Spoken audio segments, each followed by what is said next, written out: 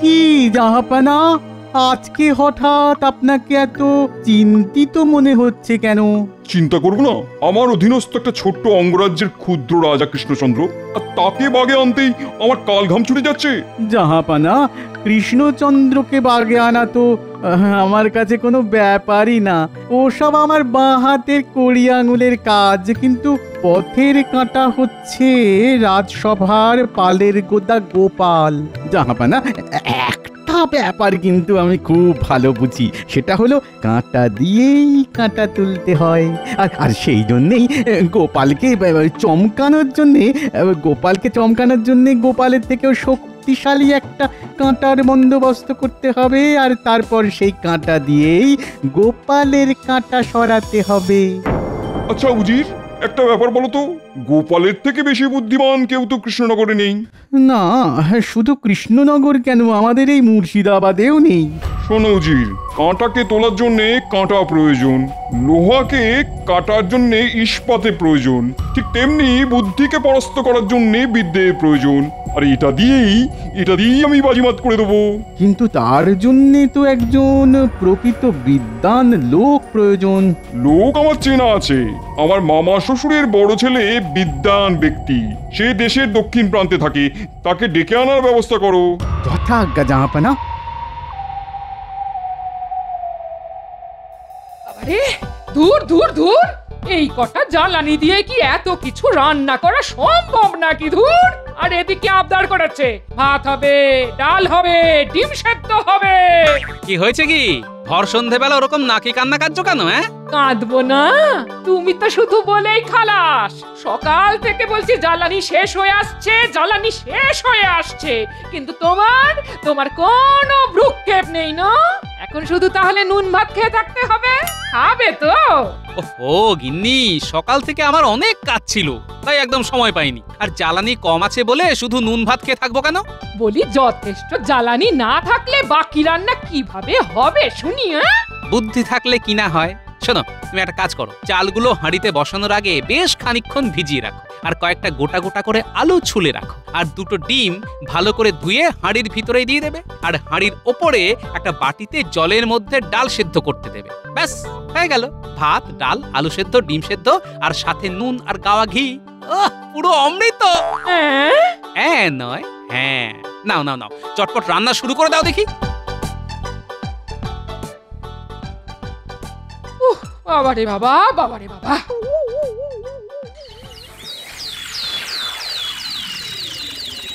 কি গৌজির, আরে কি খবর হলো?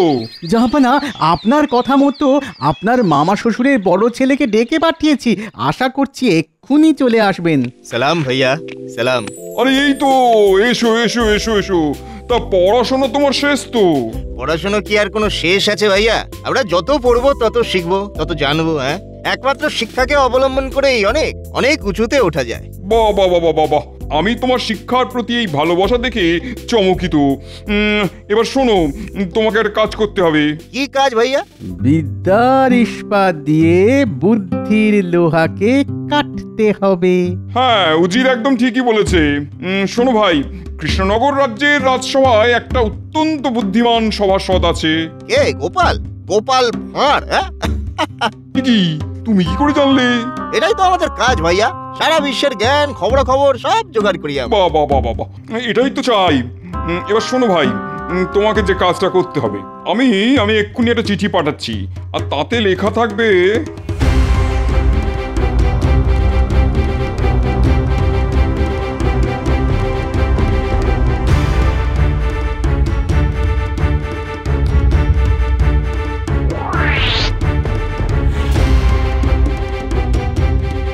মহারাজের জয় হোক। বলো প্রহরী, কি বলতে চাও? মহারাজ, মুর্শিদাবাদের নবাবের দূত কিছু সংবাদ নিয়ে এসেছেন। তিনি রাজসভার দরজার বাইরে দাঁড়িয়ে আছেন। আমি কি তাকে পাঠিয়ে দেবো? নবাবের দূত? এই অসময়ে? এই মরেছে। ঠিক আছে ঠিক আছে, পাঠিয়ে দাও পাঠিয়ে দাও।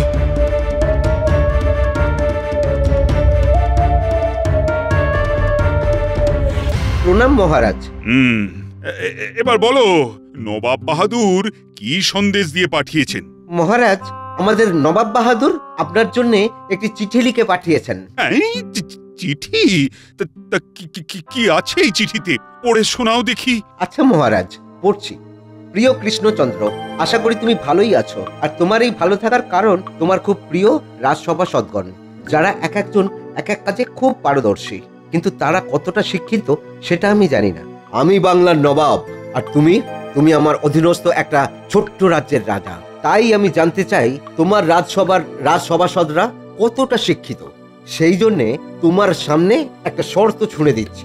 আমার মামা শ্বশুরের বড় ছেলে বেশ বিদ্বান ব্যক্তি। তার মতে শিক্ষাকে অবলম্বন করে অনেক উঁচুতে ওঠা যায়। তাই তোমার রাজসভায় যদি এমন কোনো শিক্ষিত লোক থেকে থাকে যে ওর থেকেও উঁচুতে ওঠার ক্ষমতা রাখে, তাহলে আমি কিছু বলবো না।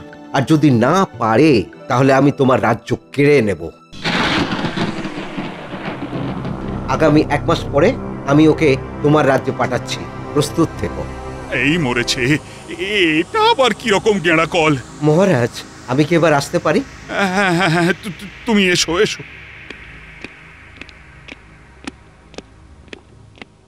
শুনেছি নবাবের মামা শ্বশুরের বড় ছেলে নাকি বিশাল বিদ্বান লোক, পৃথিবীর অনেক কটা দেশের ভাষাও জানে। এই জন্যই তো চিন্তাটা আরো বেড়ে যাচ্ছে। কিন্তু গোপাল, এত চুপ করে বসে আছো কেন? আহা, কিছুই তো বলছো না। মহারাজ, ওনার নাম শুনেই তো গোপালের হাওয়া ফুস হয়ে গেছে। না মন্ত্রী মশাই, আসলে আমি তো আর আপনাদের মতো শিক্ষিত বিদ্বান নই, তাই চুপ করে আছি। মূর্খের চুপ করে থাকাই শোভা পায়। তা অবশ্য সৌগতে মূর্খ যাবত কিঞ্চিত না ভাষতে। পণ্ডিতদের সামনে মূর্খরা ততক্ষণই শোভা পায় যতক্ষণ সে কিছুই না বলে।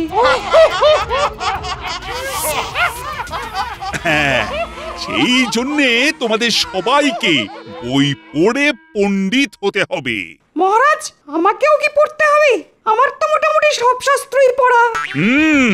সবাইকে পড়তে হবে। আজ থেকে রাজসভা গুটিয়ে তাই সবাই পড়াশোনা করবে। কি মনে থাকবে তো? আর আমাদের সবাইকেও চেষ্টা করতে হবে যাতে বই পড়ে শিক্ষিত হয়ে আমরা নবাব বাহাদুরের আত্মীয় থেকেও বেশি শিক্ষিত হব, আর ওনার থেকেও উঁচুতে উঠব। আচ্ছা মহারাজ। আর কালকে তোমরা সবাই সকাল সকাল পণ্ডিতের পাঠশালায় চলে আসবে, আমিও ওখানে থাকবো।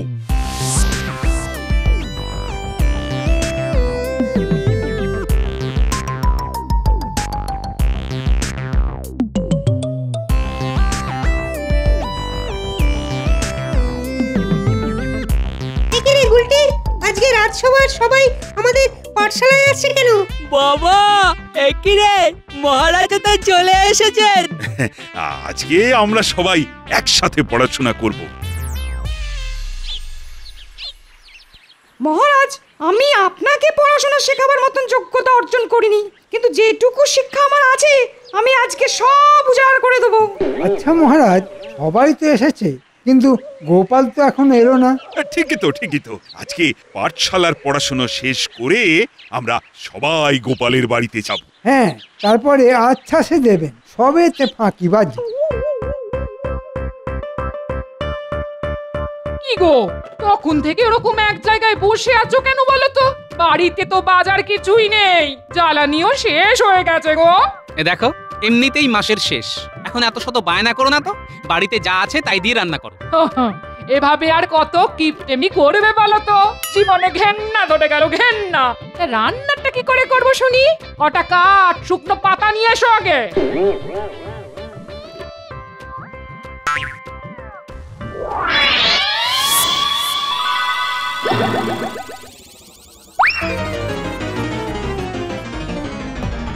বুঝলে সভাসদগণ, আমাদেরকে অনেক শিক্ষিত হতে হবে, অনেক শিক্ষিত। হ্যাঁ মহারাজ, সেই জন্যই তো আমরা আবার ছোটবেলায় ফিরে গেছি, শিশুদের সাথে পাঠশালায় পড়াশোনা করছি। হ্যাঁ, আমাদের হাতে মাত্র 1 মাস সময়, আর এর মধ্যেই আমাদের সবাইকে তৈরি হতে হবে। নবাবের বিদ্বান আত্মীয়ের থেকে বেশি উঁচুতে উঠতে হবে যে। শোনো, আমি তাই সবার জন্য বিশেষ বই নিয়ে আশা করাবো। বিশেষ বই? কি রকম বিশেষ বই মহারাজ? হ্যাঁ, যারা যে কাজে পারদর্শী তাদের জন্য সেই বিষয়ক বই। মানে মানে মানে হ্যাঁ, ধরো ধরো সেনাপতির জন্য অস্ত্র শিক্ষা, তোমার জন্য বিজ্ঞানের বই, এই রকম আর কি। কিন্তু মহারাজ, আমরা না হয় বই পড়ে শিক্ষিত হব, বিশেষ বই নিয়ে আশা করাবে, খুব ভালো কথা। কিন্তু গোপাল যে এত ফাঁকি দিচ্ছে, এই ফাঁকিবাজির জন্য কোনো বিশেষ বই আছে নাকি? গোপালের ব্যাপারটা নিয়ে আমিও খুব চিন্তিত। আচ্ছা, ওকে ডেকে ওর সাথে আমি আজকেই কথা বলবো। মহারাজ মহারাজ মহারাজ, আমাকে ডাকতে হবে না, আমি চলে এসেছি। এই এই, এতক্ষণে তোমার আসার সময় হলো? কি করব মহারাজ, খিদের জ্বালা বড় জ্বালা, আমি অনেক বিপদের মধ্যে আছি। আপনার সাথে নিরিবিলিতে কিছু কথা বলতে চাই। নিরিবিলি কেন? আমরা কি তোমার শত্রু নাকি? মন্ত্রী, তুমি তোমার সব কথাতে ফোড়ন কাটা বন্ধ করো। চলো চলো গোপাল, রাজবাড়ি চলো, তারপর তোমার কি সমস্যা সেটা আমি শুনছি।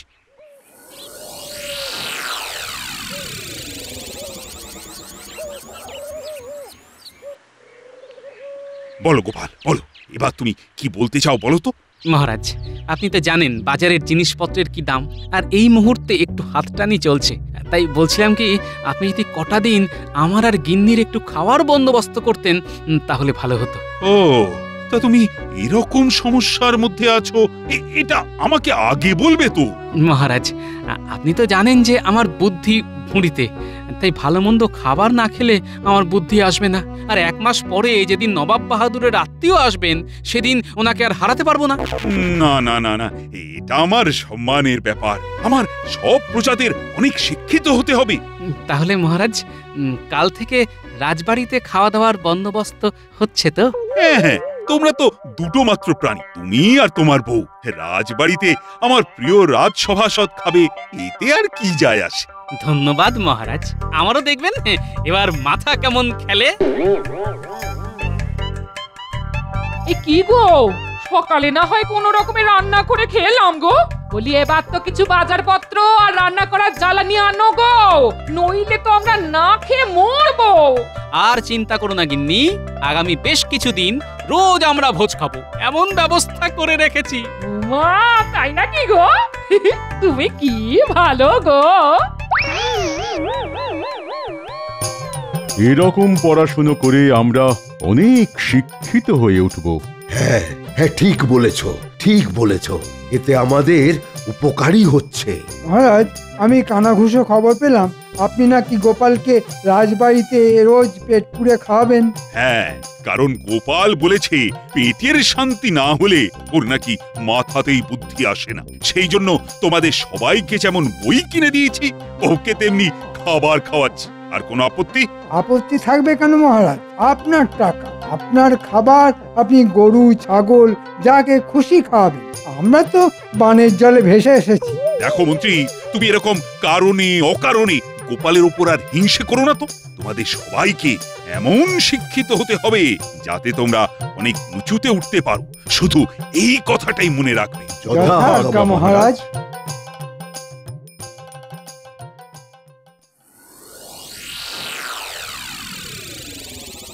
মহারাজ, 1 মাস তো হয়ে গেল, আজকেই তো নবাব বাহাদুরের আত্মীয়ের আসার কথা। হ্যাঁ হ্যাঁ, আজকেই তো ওনার আসার কথা। আর আমাদের পরীক্ষা দিতে হবে। উফ, কি যন্ত্রণা। কিন্তু গোপালই তো এখনো এলো না। ও তো আপনাকে ঠিক আসল সময় ঝোলায়। কি ব্যাপার কৃষ্ণচন্দ্র, সব ভালো তো? এ কি, নবাব বাহাদুর আপনিও এসেছেন? হ্যাঁ, তা তো আসতেই হবে। তা তোমরা সবাই প্রস্তুত আছো তো? আজকে তো আমার এই বিদ্বান ভাইয়ের কাছে তোমাদের পরীক্ষা দিতে হবে। হ্যাঁ, আমরা সবাই প্রস্তুত আছি। জাহাপানা, সভাটা যেন একটু ফাঁকা ফাঁকা লাগছে। বাট হতচ্ছাড়া গোপালটা এসে এখনো পৌঁছায়নি। তাহলে তো লেটা চুকেই গেল। কি কৃষ্ণচন্দ্র, আমাদের জন্য একটু বসার ব্যবস্থা করো, নাকি ভয়ের চোটে সেটাও ভুলে গেলে? না না জাহাপনা, এ কি বলছেন? এই, কে আছিস? 3টা আরাম কে দ্বারা নিয়ে আয়। আমি শুনেছি মহারাজ কৃষ্ণচন্দ্রের রাজসভায় এক একজন সভাসদ এক একটা রত্ন। রত্ন? তাহলে কোন রত্ন দিয়ে কাজ শুরু করি? হ্যাঁ, এই তো সবার আগে পণ্ডিত। হ্যাঁ, পণ্ডিত। আচ্ছা, শুনেছি আপনি অনেক শিক্ষিত। তা আমাকে প্রশ্ন করার আগে আপনি বলুন তো 15 গুণ 15 কত হয়? 2 সেকেন্ড সময়। 225। খুবই সোজা প্রশ্ন। আমাকে 1 থেকে 100 অব্দি যাকে যা দিয়ে গুণ করতে বলবে তাই বলে দেব। এবার তুমি বলো তো 99 গুণ 97 কত হয়? 3 সেকেন্ড সময়। বলো বলো। 99 এর সাথে 97 মানে 9603। সাধারণ গণিতই জানে না আবার পণ্ডিত। আপনি যতই বই পুঁথি পড়ে থাকুন না কেন, আপনি আমার উপরে উঠতে পারলেন না। আচ্ছা আচ্ছা, এবার মন্ত্রী মশাই, আপনি তো রাজ্যের মন্ত্রী, হ্যাঁ? সব রাজ্যের সব খোঁজ খবর আপনি রাখেন। এবার আপনি বলুন তো, এই খামবাজ রাজ্যে এই মুহূর্তে কটা গরু আছে? এই মরেছি। এসব আপনি কি প্রশ্ন করছেন? খামবাজ রাজ্যের গোয়ালের খবর আমার জানা নেই। আমি কিন্তু জানি 5997টা। বিশ্বাস না হলে গুনে আসুন। আর হ্যাঁ শুনুন, আপনিও আমার নিচে। কৃষ্ণচন্দ্রের একে একে সব পাতা ঝরছে, শুধু খেলাটা এবার দেখে যাও। আচ্ছা, আপনি তো অনেক বিদ্বান ব্যক্তি, তা এটা বলুন তো কি ভাজলে সুগঠিত শরীর হয়? মুগুর ভাজলে। কি সোজা প্রশ্ন, হ্যাঁ? তা এতই যখন আপনি স্বাস্থ্য সচেতন, তাহলে এটা বলুন তো, মানুষের শরীরের মধ্যে কটা হাড় থাকে? জানি পারবে না, 206টা। এবার বিজ্ঞানীর পালা। আগে আমি আপনাকে জিজ্ঞেস করছি, বলুন তো সব থেকে হালকা বায়ু কি? হাইড্রোজেন। এটা দাহ্য বায়ু। আমি সব জানি, তাই আমি আজ জ্ঞানের শিখরে। পড়াশোনা করে কেউ আমার থেকে উপরে উঠতে পারবে না, কেউ না। আর তুমি বলো তো বিজ্ঞানী, হ্যাঁ? জলের মধ্যে তো হাইড্রোজেন আর অক্সিজেন এই দুটো বায়ুই থাকে। একটা দাহ্য আর একটা আগুন জ্বালাতে সাহায্য করে। তবুও আগুন নেভাতে জল ব্যবহার করি কেন? এই মরেছে, এ আবার কেমন প্রশ্ন? এসব তো কোনোদিন ভেবে দেখিনি। মূর্খ মূর্খ মূর্খ সব। জানি জানি পারবে না। কারণটা হলো, যখন জলে অক্সিজেন আর হাইড্রোজেন দুজনের পরমাণুগুলো যুক্ত হয়ে একটা অণুতে রূপান্তরিত হয়, তখন তার পারমাণবিক গুণ লোপ পায়। আণবিক গুণে সে একটা নতুন এবং আলাদা বস্তু, বুঝলে? মূর্খ মূর্খ মূর্খ সব মূর্খ এখানে। আপনারা সব সব এক একটা করে মূর্খ, বুঝলেন? গলায় ঝুলিয়ে রাখবেন পরের দিন থেকে লিখে, মূর্খ। দূর দূর, সবাই হেরে যাচ্ছে। গোপালটা যে কোথায় গেল? মহারাজ মহারাজ, গোপাল দাদু বলল বিদ্বান হয়ে উঁচুতে ওঠার পরীক্ষা গোপাল দাদু নিজের বাড়িতে দেবে, কারণ গোপাল দাদু সব ব্যাপারটাই হাতে কলমে দেখিয়ে দেবে। এ আবার কি কথা? সবাইকে তো রাজসভাতেই ডাকা হয়েছে। না না, আমি গোপালের বাড়িতেই যাব। শুনেছি সে নাকি অত্যন্ত বুদ্ধিমান। আজকে আমি তাকে হারাবো। তাহলেই বাজিমাত। হ্যাঁ, চলো সবাই গোপালের বাড়িতে চলো।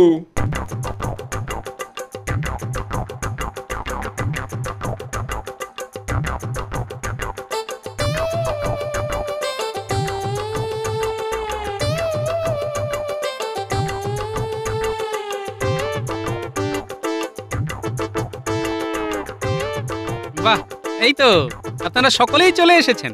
এ কি গোপাল, রাজসভায় না এসে তোমার বাড়িতে ডেকে পাঠালে কেন? কারণ মহারাজ, আমি একমাত্র আমার বাড়িতে এই সব কিছু হাতে কলমে বোঝাতে পারবো। আচ্ছা তাই নাকি? তা গোপাল, তোমার পড়াশোনার দৌড় কদ্দূর? হ্যাঁ, কদ্দূর? আমার থেকে ওপরে উঠতে তুমি পারবে? হ্যাঁ, নিশ্চয়ই পারবো। এই নিন, ধরুন, এই বই পড়ে আপনি আমার থেকে ওপরে উঠে দেখান। এটা কি বুঝতে পারছেন না? নাম তার বই। এসব বই আমার জলের মতো মুখস্থ। তোমার থেকে উঁচুতে ওঠার জন্য এই বই পড়ার দরকার নেই। তাহলে বই না পড়েই উঠুন। আমি তোমার থেকে অনেক উঁচুতেই আছি। তোমার তো শুনেছি অনেক বুদ্ধি, আবার এখন এসব বাচ্চাদের নামতা গণিতের বই নিয়ে পড়াশোনা করছো? তা বলো তো গোপাল, একটা বড় 40 কেজির কুমড়ো 4টে এমন এমন ওজনের ফালিতে ভাগ করা হলো, যাতে দাড়ি পাল্লায় 1 কেজি থেকে 40 কেজি পর্যন্ত যে কোনো জিনিসের সব ওজন করা যাবে। সব ওজনই কেজিতে হবে, গ্রাম বা অন্য কোনো ভগ্নাংশ হবে না। এটা খুব সোজা। 4টে টুকরোর পরিমাপ হবে 1 কেজি, 3 কেজি, 9 কেজি আর 27 কেজি। হ্যাঁ, তুমি এটাও জানো দেখছি, কোনোভাবে জেনে ফেলেছো। এরকম সবাই করে। আচ্ছা ঠিক আছে, এই টুকরোগুলো দিয়ে তুমি 20 কেজি কিভাবে করবে? 20 কেজি? এটা সোজা। একটা পাল্লায় 27 কেজি আর 3 কেজির ফালি রাখবো। তাহলে হবে মোট 30 কেজি, আর অপর পাল্লায় 9 কেজি আর 1 কেজির ফালি রাখ। তাহলে কত হলো? 10 কেজি। তাহলে যে পাল্লায় মোট 10 কেজি রাখা, সেই পাল্লায় 20 কেজি ওজন কম আছে, তাই আমি 10 কেজি ওজনের ফালি রাখার পাল্লায় 20 কেজি ওজনের যে কোনো জিনিস ওজন করতে পারবো। বাবা, আমার নাম হলো গোপাল ভাঁড়। আজকের যুদ্ধে আমারই হবে জিত আর আপনার হবে হার। আমি কিন্তু এখনো হারিনি। এখনো হারিনি কিন্তু। যদি নাই হারেন তাহলে এই বই পড়ে ওপরে উঠে দেখান। চিঠিতে নবাব বাহাদুর লিখে পাঠিয়েছিলেন, আপনি অনেক শিক্ষিত, আমাদের মধ্যে যদি কোনো রাজসভাসদ আপনার থেকে উঁচুতে উঠতে পারে তাহলে নবাব বাহাদুর কিছুই বলবেন না। হ্যাঁ, বলা হয়েছে তো। এসব শিক্ষিত হয়ে ওপরে ওঠা কি দেখানো যায় নাকি? আলবাত যায়। এই দেখুন,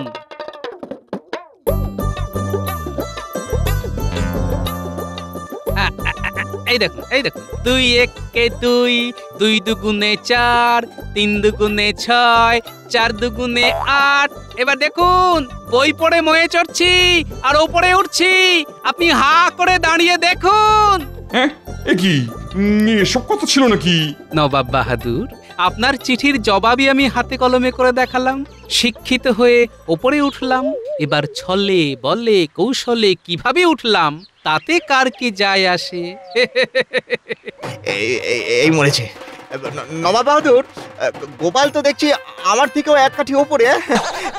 ছি ছি ছি, হায় হায় হায়, লজ্জায় আমার মাথা কাটা যাচ্ছে।